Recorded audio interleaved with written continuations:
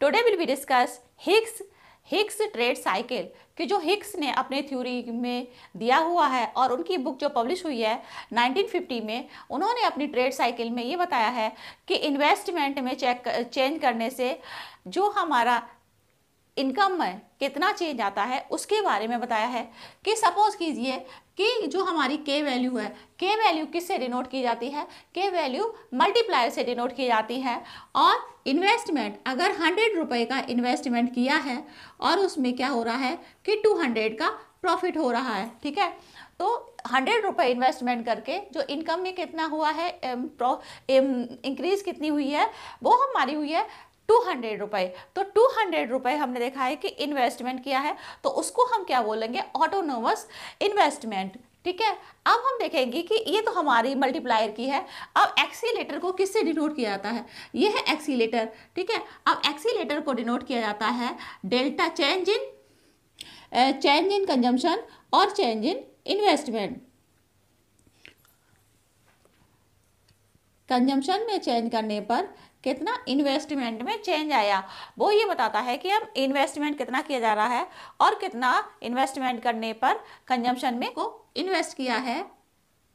और इसमें 30 रुपीज़ क्या है, 30 रुपीज़ का चेंज आया है। जो कंजम्पशन में क्या चेंज किया गया है, अगर 10 रुपये का इन्वेस्ट किया है और 30 रुपीज़ का क्या आ रहा है, जो 30 रुपीज़ है उसमें क्या आता है, उसको हमारा प्रॉफिट आ रहा है। अब इसको क्या कहते हैं, ऑटोनोमस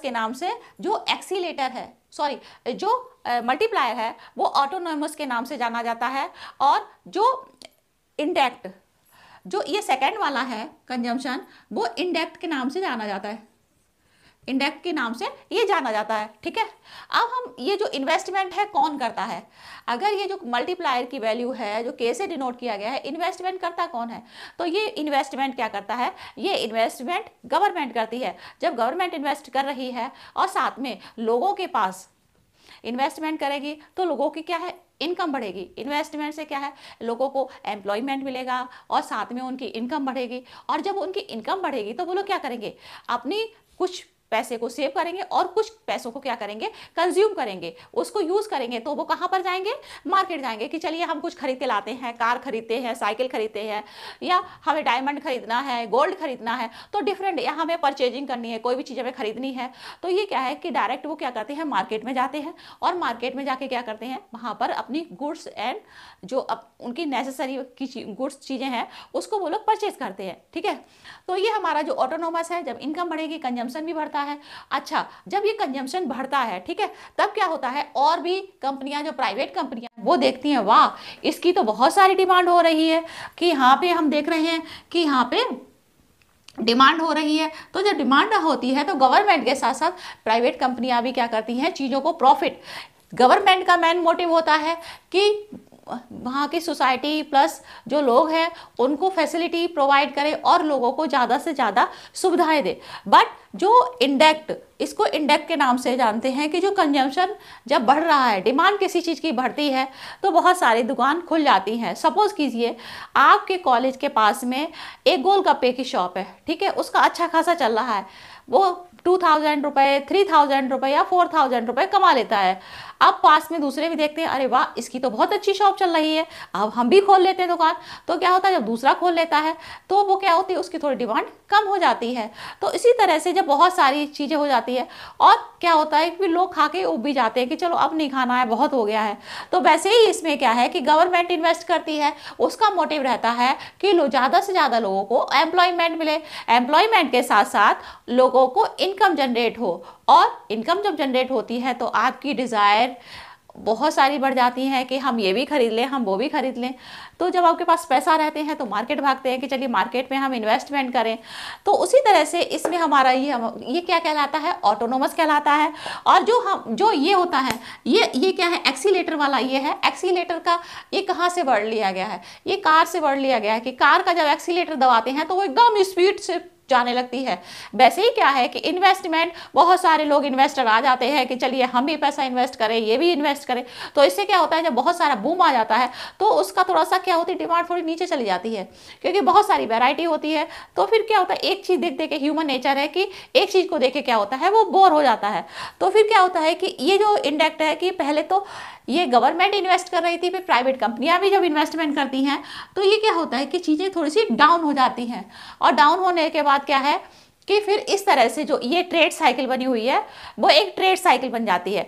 अब हम ट्रेड साइकिल में क्या देखेंगे, इसमें हम देखेंगे कि आउटपुट की लॉन्ग की बड़ी बड़ी कंपनियां हैं या गवर्नमेंट है, तो वो शॉर्ट टर्म में नहीं, जो बड़ी बड़ी कंपनियां हैं इन्वेस्टमेंट करती हैं, तो इन्वेस्टमेंट उनका मेन मोटिव रहता है प्रॉफिट कमाना। गवर्नमेंट का तो रहता है कि हेल्प करे, एम्प्लॉयमेंट दे, और इनका है क्या, इनका सिर्फ है प्रॉफिट गेन करना, कि किस तरह से प्रॉफिट को गेन कर रही है। और गवर्नमेंट का मोटिव रहता है कि एम्प्लॉयमेंट देना और इनकम जनरेट करना, कि ज़्यादा से ज़्यादा इनकम को जनरेट किया जाए, एम्प्लॉयमेंट दिया जाए। तो इस तरह से क्या देखा जाता है कि जो हिग्स की थ्योरी है वो बेसिकली ये बताती है कि इन्वेस्टमेंट किस तरह से किया जा रहा है, इन्वेस्टमेंट से इनकम जनरेट होती है, और जो इन्वेस्टमेंट है किस तरह से लिया जा रहा है, इन्वेस्टमेंट के को डिनोट किया जाता है, इन्वेस्टमेंट इनकम से हम डिनोट करते हैं, और जो एक्सीलेटर है उसको कंजम्पशन और इन्वेस्टमेंट से देखते हैं। तो ये दोनों चीज़ों को ट्रेड साइकिल में एक इम्पोर्टेंस रोल अदा करती है।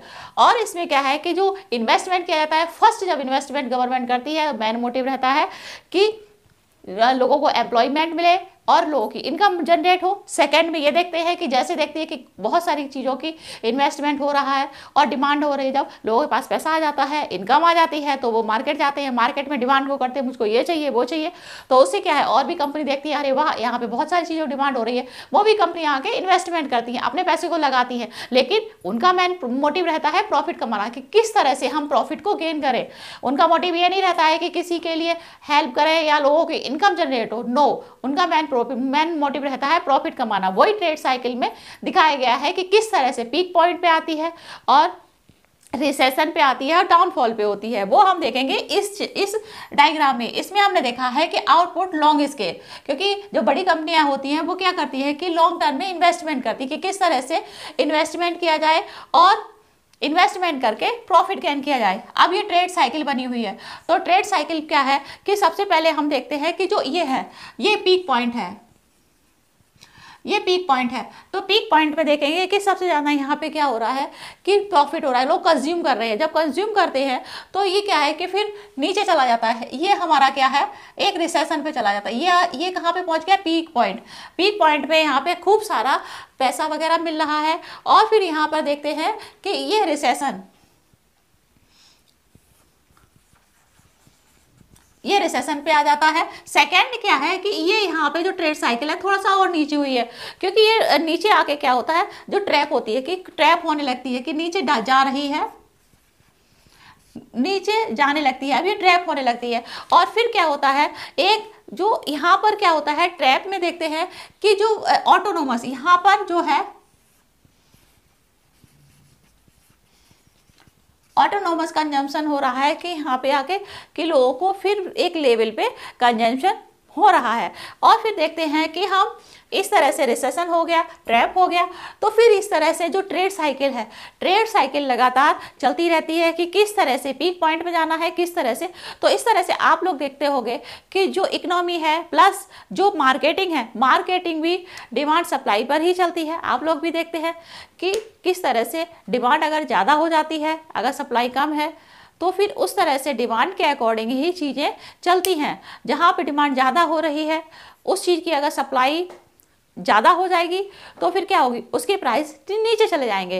वैसे ही गवर्नमेंट देखती है कि लोगों के पास अगर पैसा है तो वो मार्केट में जाते हैं, यूज़ करते हैं, कंजम्पशन करते हैं। अगर पैसा कम है तो वो क्या करेंगे, फिर वो कम से कम चीज़ों को खरीदेंगे और उस अपने पैसे को सेव करेंगे। तो इस तरह से क्या देखा है, हिग्स की थ्योरी में बेसिकली बताया गया है कि इन्वेस्टमेंट करने पर इनकम में कितना चेंज आया है, और वो हमारा क्या कहलाता है, मल्टीप्लायर कहलाता है। और इन्वेस्टमेंट के चेंज से कंजम्पशन में क्या कितना चेंज आया है, वो एक्सीलेटर कहलाता है। तो ये एक्सीलेटर और मल्टीप्लायर, ये दोनों चीज़ों को हिग्स की थ्योरी में बताया गया है। हमारा वीडियो अच्छा लगे लाइक करिए, सब्सक्राइब करिए। Thank you.